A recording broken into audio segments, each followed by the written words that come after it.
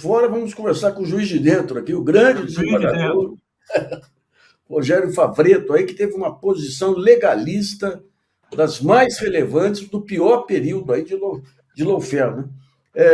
Desembargador, muito obrigado aqui por sua participação no GGN. No auge daquela loucura que tomou conta do país, o desembargador deu uma entrevista aqui para o GGN que deu muita repercussão, muito corajosa, uma entrevista legalista. Como é que está vendo hoje, Favretto, a situação?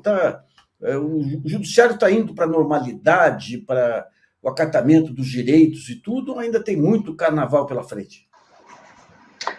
Boa noite, Nassif. Boa noite, Marcelo.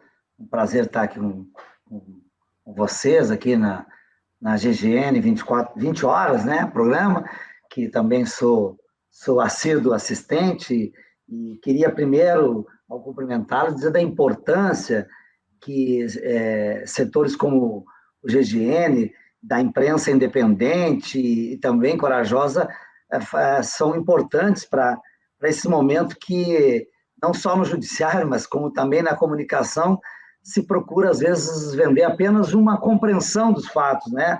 Ou uma compreensão oficial, ou de outra forma. Então, é importante que nesse tema aqui político e toda a abordagem que o GGN faz, como também alguns eu queria fazer aqui, deixar um registro também, em especial, que está assistindo o doutor Márcio Scher, do Conjur, que também pautou o site dele por matérias importantes nesse tema que nós vamos tratar aqui, do lawfare, do sistema de justiça.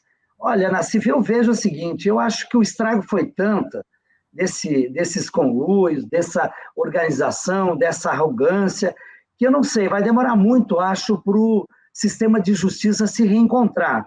Não pelas pessoas, obviamente a maioria dos profissionais são pessoas capacitadas, competentes, mas se trabalhou muito com desvirtuamento, né? E eu acho que isso tem um custo muito grande. Não é um custo que eu chamo do descrédito, né, do sistema de justiça, né? Que vem lá do cidadão comum. Eu sempre dou um exemplo, vou dizer de novo aqui.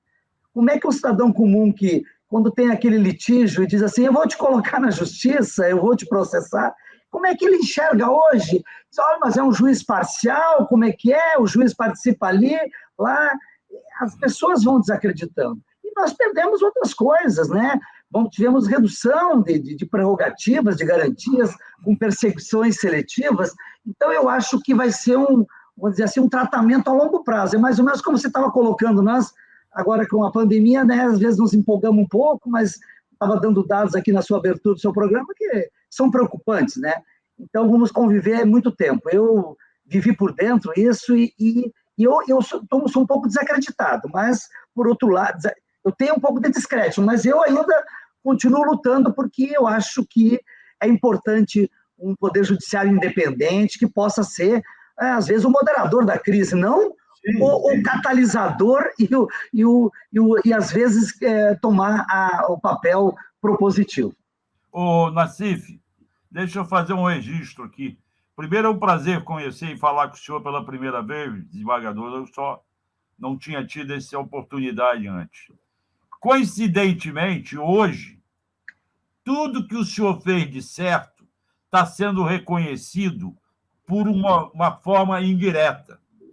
Hoje, lá, o STJ teve votação para escolher indicações de ministros e os 3 desembargadores do TRF4 não receberam voto, receberam um voto. Isso significa que eles hoje são reconhecidos como não tendo agido certo lá atrás, além de todas as sentenças anuladas. Mas esse fato de não ter sido dado voto a eles passa a ser um tribunal reconhecer o erro deles. Marcelo, a gente combinou aqui a gente combinou com o desembargador não entrar nesse sistema, porque pega colegas e tudo, então... Sim, tá bom, então desculpa, mas eu só registro para os ouvintes entenderem isso. O senhor acha que há formas de retroagir o pouco que se avançou na justiça? A gente viu, por exemplo, agora, uma coisa que está tocando a nós, jornalistas, uma sentença absurda dando uma indenização de R$300 mil ao ministro Gilmar Mendes.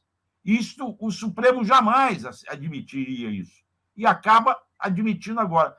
Quando a gente acha que está caminhando para a normalidade, vem decisões que botam tudo a perder. Esse vai e volta vai ser permanente? Olha, é difícil falar de... Não vou... Tem casos concretos. Não quero falar do caso em si, não quero falar de um caso em si, mas no geral. Eu entendi, Marcelo. Eu acho que é preocupante, né? Porque esse empoderamento, né, acabou tendo de uma forma enviesada e o grande erro, primeiro, nós temos uma judicialização da política alta no país e o judiciário, com essas posturas de alguns movimentos, acaba criminalizando e a política, e isso tudo tem um contraveneno, né? Hoje a gente já vê, por exemplo, efeitos no aspecto de orçamento, no aspecto das prerrogativas e outras questões. Então, isso, por outro lado, vai assustar um pouco aqueles magistrados mais combativos do ponto de vista de enfrentar as questões de forma contramajoritária, porque você, às vezes, fica pautado por inflexões, né? Também de setores, por exemplo, assim, da mídia tradicional, né, que não tem essa abertura. Eu acho que vamos viver um grande tempo de instabilidade ainda sobre isso, que é uma instabilidade que está refletida também em todos os setores, né? No governo, né? Então, precisamos ter esse reencontro. Eu penso que, mas, por outro lado, penso que também já estamos aprendendo. Eu acho que essas mudanças, esse reconhecimento do Supremo Tribunal Federal, que entendeu as questões da parcialidade, outras questões que vêm agora com a compreensão, com a recomendação da ONU, não pelo caso específico, mas elas mostram, né, que ninguém quer, nenhum cidadão quer que tenha o seu caso, que sempre é o caso mais importante, apreciado por um juiz que já tenha uma posição parcial, ou que seja seu inimigo, né? A gente quer acreditar no direito, na prova, na boa justiça. Então, é um período ainda de acomodação, mas eu acho que poderemos ter momentos importantes com a contribuição de todos os poderes. O Favreto, eu tenho maior orgulho aí, maior admiração, aliás, quando eu vejo uma pessoa investir contra a onda. Porque investir contra a onda é terrível, porque a onda pega o entorno, pega os colegas, pega familiares, pega a opinião pública, traz quem joga sozinho, vem desconfianças em relação a ele. Como é que foi aquele período, a barra que você enfrentou? Havia solidariedades aí, manifestações de colegas, ou, digamos, aquela toada terrível da mídia contaminou todos os ambientes? Não, obviamente que tinha um movimento bastante orquestrado, como eles queriam era me cancelar, né? Que eu tinha que ser excluído do sistema. Eu digo por duas razões. Uma, para justificar que os que estavam errados estavam certos, né? Ou na medida que me culpariam, eles estariam certos.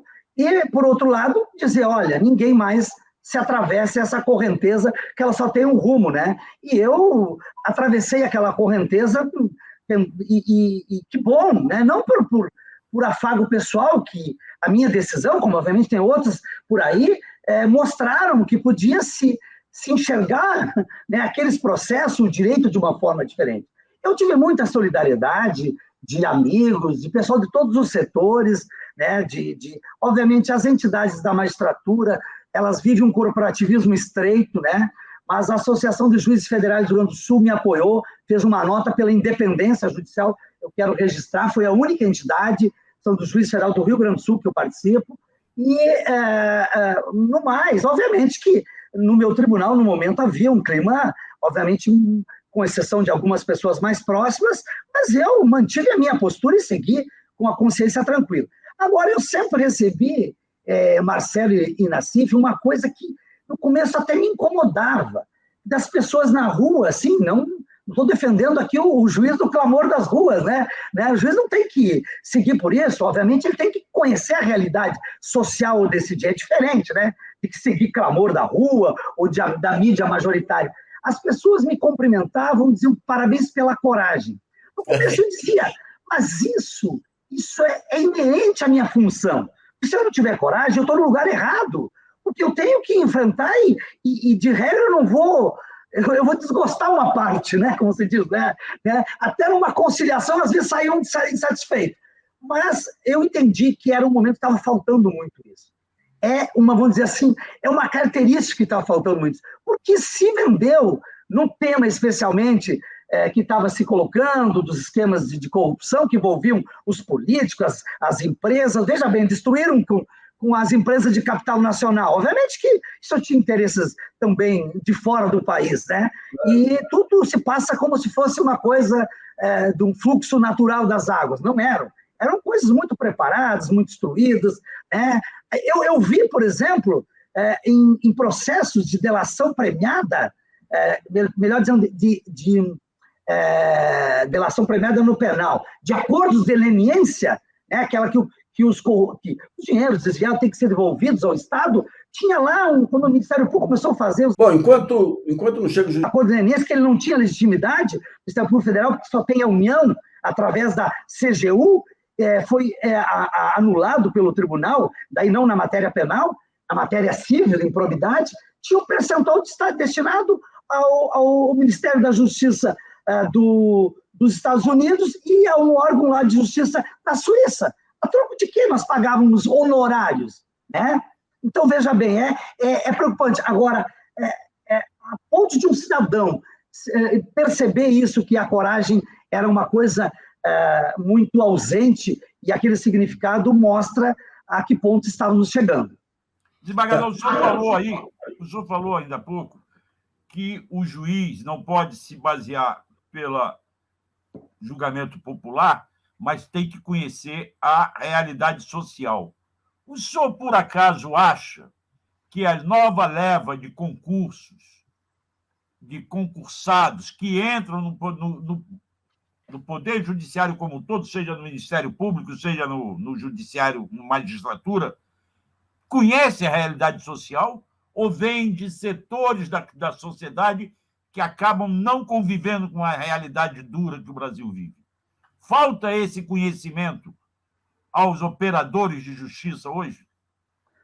O judiciário ele reproduz, né, o que está na sociedade, e numa sociedade aqui mais elitista, né, porque as pessoas que têm condições de fazer um bom curso, estudarem, ficarem anos, às vezes sem poder trabalhar, para ingressar nessas seleções que são muito concorridas. Então, normalmente são pessoas que não têm essa interação com o drama da sociedade. Às vezes eu brinco, a pessoa não andou de ônibus, né?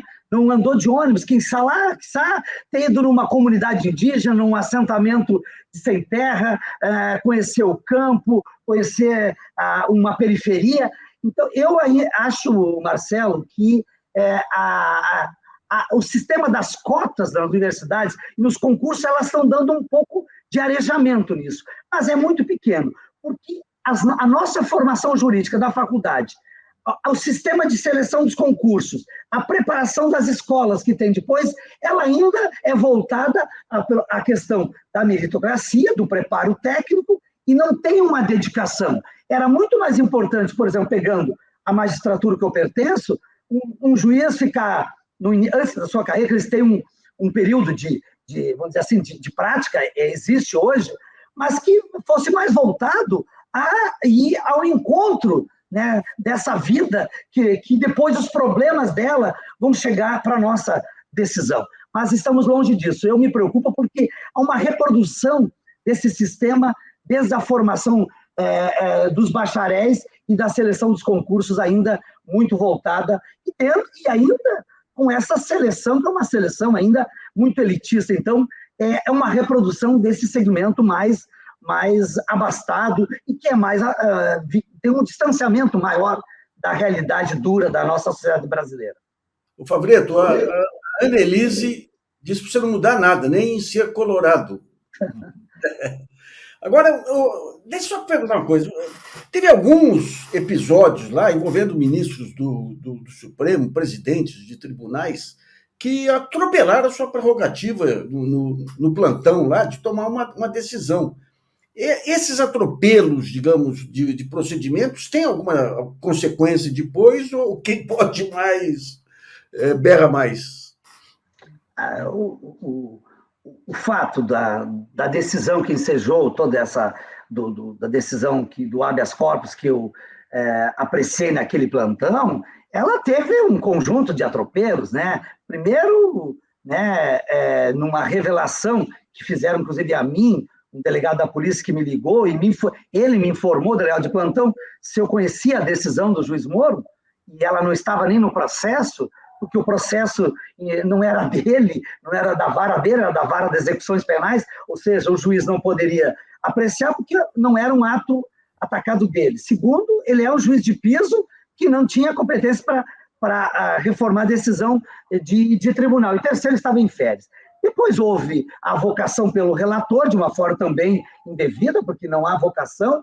Durante o plantão, o plantonista ele responde pelo tribunal, após sim, retoma o processo, pode reconsiderar, cada um tem a sua compreensão, e depois teve a decisão do presidente do tribunal, que também, ao meu ver, foi inadequada, e assim o CNJ e o Supremo disseram, porque, veja bem, Marcelo e Nassif, o estranho, eu sempre tento me lembrar para dizer isso, porque as pessoas não se deram por conta, naquele contexto que os tribunais superiores tinham uma simpatia, vamos chamar assim, né, por aquele fluxo, por que não houve um recurso contra a minha decisão? Por quê? Para o STJ, era a presidente do STJ que estava de plantão, porque era no recesso de Brasília, era a presidente do Supremo, a presidente do STJ, que 2 dias depois fez um despacho me esculachando, numa linguagem, inclusive, rebaixada, dizendo que a minha decisão era teratológica e assim por diante. Então, houve um conjunto de atravessamento, houveram conversas que depois se revelou. Mas o tempo muda, né? Dá voltas. Se dia uma pessoa referiu num diálogo desses, Nassif, que em tempo de terra plana ela não gira, ela capota, né? Eu achei interessante a paródia, né?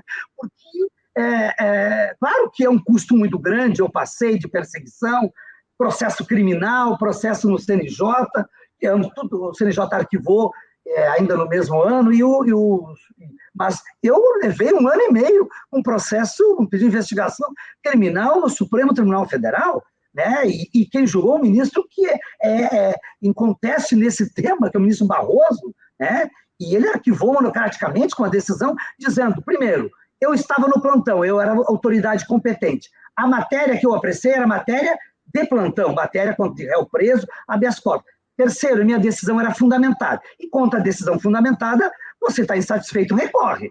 Não descumpre, não atravessa e assim por diante. Mas a vida está mostrando, obviamente, que eu lamento disso, Nassif, porque, veja bem, recuperando um fato, quanto tempo nós levamos para reconhecer a imparcialidade do juiz, a incompetência territorial? Quantos males poderiam ser evitados? Quantos desempregos? Quantas empresas quebraram? Quantas pessoas foram presas indevidamente? Quantas pessoas tiveram bens bloqueados dentro de uma orquestração do Ministério Público e daquele ex-magistrado? Então, é isso que me incomoda, porque eu, em 2016, num procedimento na corrigida do meu tribunal, fui o único voto, 13-1, e eu não estava condenando o ex-juiz, eu estava dizendo, abra-se o procedimento administrativo e ele se defenda daquele mesmo fato, Nassif, que o Supremo depois disse que foi a revelação daquele diálogo com a então presidente Dilma e o ex-presidente, e ele não tinha competência, tinha expirado, várias questões. Então, eu lamento ter esperado tanto tempo, tanto prejuízo a todos, né? Ao sistema, mas especialmente eu lamento que tem coisas que a dignidade da pessoa, da sua família, o seu acúmulo político, o seu acúmulo econômico, a sua vida, ela não se recompõe naturalmente. Desembargador, o senhor acha que seria possível ter ocorrido toda essa revisão que ocorreu, esse reconhecimento das falhas havidas, sem o vazamento das conversas do Telegram, que mostravam a interferência entre juiz e Ministério Público? E qual foi a sua surpresa? Foi surpresa para o senhor ao ler aqueles diálogos? Olha, eu acho que esse diálogo, eu creio que sem ele, não sei se teríamos essa condição. Acho que ele foi decisivo. Já haviam algumas manifestações do Supremo Tribunal Federal, mas ainda se mostravam insuficientes, né? Minoritariamente.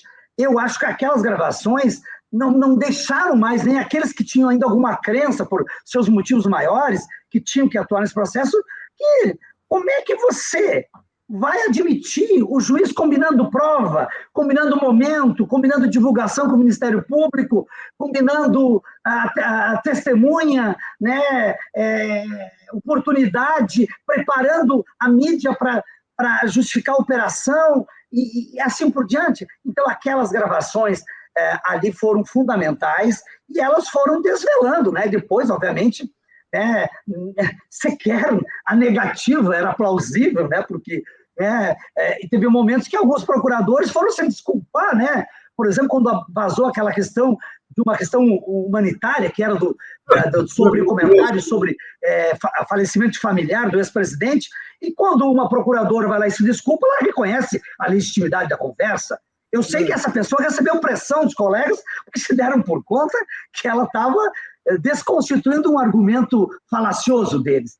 E assim, então, foi decisivo isso, sim, sem dúvida nenhuma. Há que se reconhecer por isso. Obviamente que deve ter mais coisas, mas que não estavam nas conversas, mas deve estar, né, nas paredes por aí.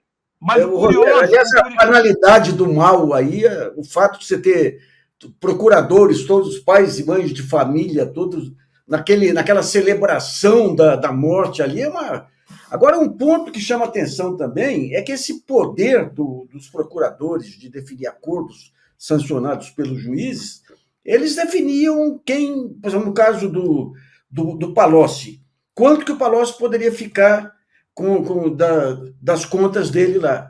E muitos advogados que eram advogados de delação que ganharam somas milionárias. Ou seja, você tinha muito dinheiro envolvido nisso também, que até agora não foi apurado. Você pega aquele caso do Tacla Duran, que oferecem para ele pegar duas contas dele, uma vazia, e se a conta vazia não achasse nada, daí ele pagaria uma multa X. Então, você teve casos aí do próprio Paulo, João Santana também, contas que não foram mexidas, ou seja, todas essas decisões eram absolutas, porque vinha do procurador, ia para o juiz e ninguém questionava. Você vê agora essa revisão que está ocorrendo na Lava Jato, você acredita que pode ser revistos esses acordos de delação? Eu acho que sim, eu acho que eles... veja bem, a delação no Instituto, que tem sua importância, ela exige uma prova complementar.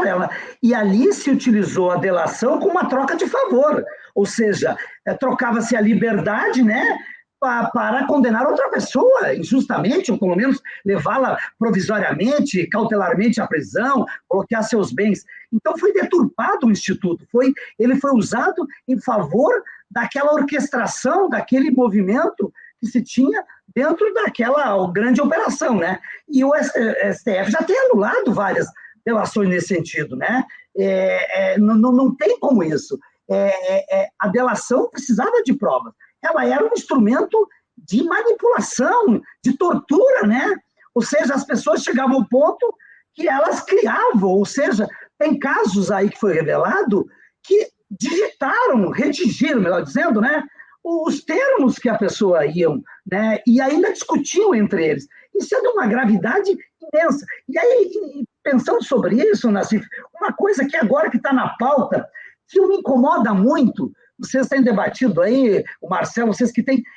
agora falam que, bom, se anulou, mas daí aí os réus agora estão sendo absolvidos pela prescrição, porque não sei o quê. Ora, se as provas forem ilegais, não serviram, né? Vocês querem culpar quem agora? O titular da ação era o Ministério Público. Se ele fez de forma ilegal, manipulou a arbitrariedade, esse é o preço. A conta é deles. A conta é deles que se venderam como salvadores da pátria, de combater a corrupção. Aliás, o judiciário não é papel do judiciário combater a corrupção. O judiciário tem que apreciar com parcimônia as provas. Mas, então, eles criam uma falsa polêmica. Mas fulano agora só acolheu a prescrição. Bom, mas quem conduziu? Quem provocou? por anos um processo de uma forma ilegal, com provas ilícitas, desrespeitando a ampla defesa, o contraditório, grampeando advogados, veja bem, agora quer usar o seu mal, né? Dizer que não, é o preço desse custo, o preço é de quem fez isso, não é dos réus. Se algum deles eventualmente poderia, no mérito, ter e se beneficiou do Instituto, é do jogo, né? Mas a culpa é de quem manipulou, quem distorceu e quem usou indevidamente o processo para o lawfare, que eu chamo assim, o lawfare duplo da CIF. O lawfare para perseguir, usar o sistema, perseguir determinadas pessoas, empresas, um sistema, e ao mesmo tempo se beneficiar, se promover. E tinha uma promoção. Agora está revelado, o ex-juiz, o ex-procurador são o quê? Candidatos. Não apenas isso, palestras remuneradas, empregos, é uma coisa... Deixa eu trazer uma informação. Curioso. Fala aí, Marcelo. O curioso, desembargador, é que isso já acontecia. Eu não sei se o senhor viu o documentário que eu, com a CIF e a Cíntia fizemos, mas já em 2013, o ministro Celso de Mello, no Supremo, num julgamento de um dos casos da CC5, já acusava o juiz Sérgio Moro de agir como investigador, como promotor, como acusador. E nada aconteceu.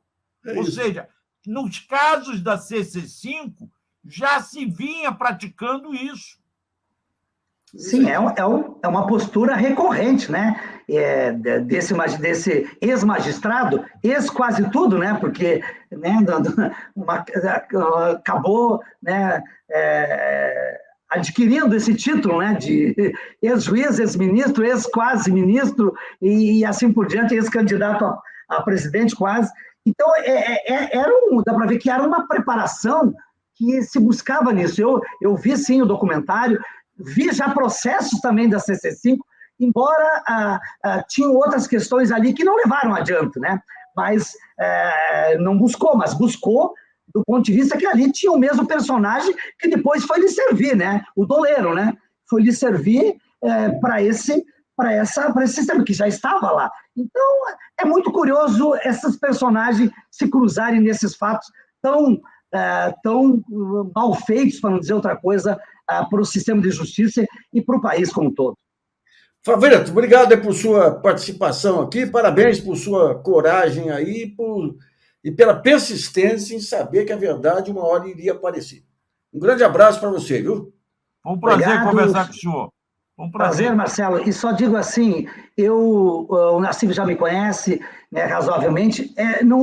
Quando eu me disponho a dialogar um pouco sobre isso, não é por uma questão pessoal, é porque aquilo que indagasse o Marcelo no início, para mostrar para os colegas que nós precisamos, às vezes, né, ter essa coragem de enfrentar essa adversidade e poder mostrar que um outro mundo é possível, né, um outro judiciário é possível e que, com isso, possamos retomar o caminho normal. Muito obrigado pela distinção, um abraço a todos os seus assistentes e bom trabalho aí, sempre fico à disposição. Obrigado, Favreto. Grande abraço aí.